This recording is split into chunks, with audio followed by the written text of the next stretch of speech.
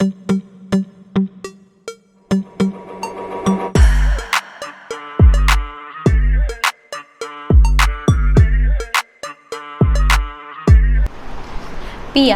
एक hot topic रहता है जब भी हम किसी भी फॉरेन कंट्री में जाते हैं, तो वहाँ पे परमानेंट रेजिडेंट हमें मिलेगा या नहीं मिलेगा, इसको लेकर काफ़ी सारे क्वेश्चंस होते हैं सभी के मन में बहुत सारे डाउट्स भी होते हैं कि ये सच में मिलेगी या नहीं मिलेगी।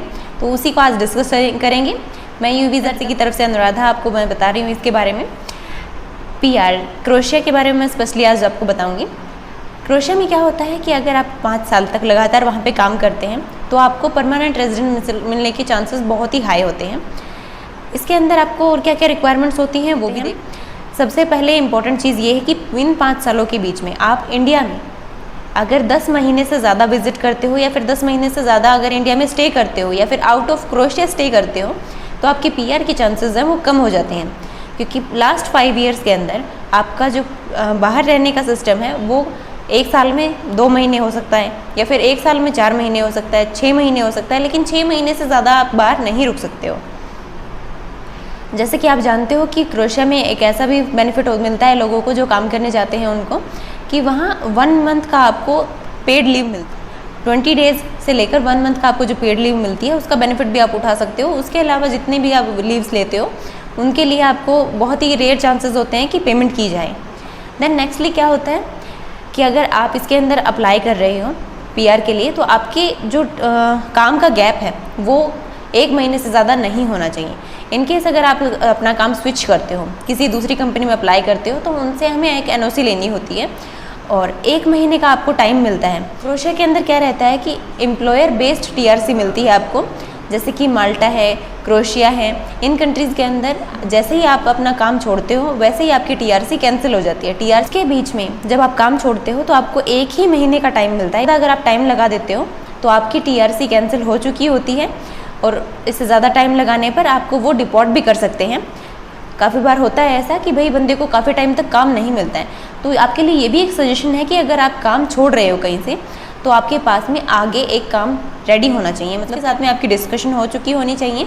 आप जगह अगर वो जॉब कॉन्ट्रैक्ट साइन करवा लेता है, प्रोसेस में डाल देता है, तो आप वैलिड हो जाते हो। अगर आप इस प्रोसेस में नहीं होते हो और 2 महीने 3 महीने 4 महीने तक आप फ्री रहते हो, इट मीन्स आप इलीगल हो चुके हो क्रोएशिया के अंदर। Then nextly language barrier.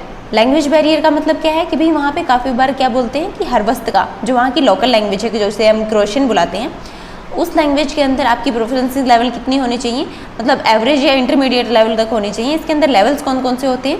इसमें लेवल्स हैं A1, A2, B1, B2, C1, C2। इनमें से आपके पास में कौन सा होना चाहिए?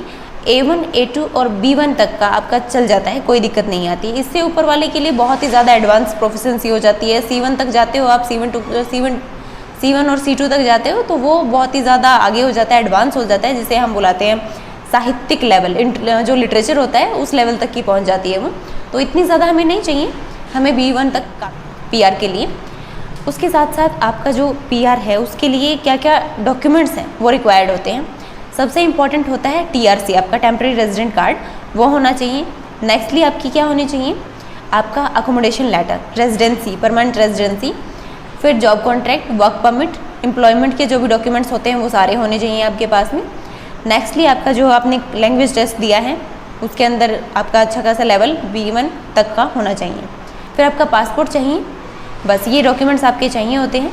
इनके अलावा अगर कोई डॉक्यूमेंट्स में चेंज आता है तो मैं आपको अपडेट करवा दूँगी।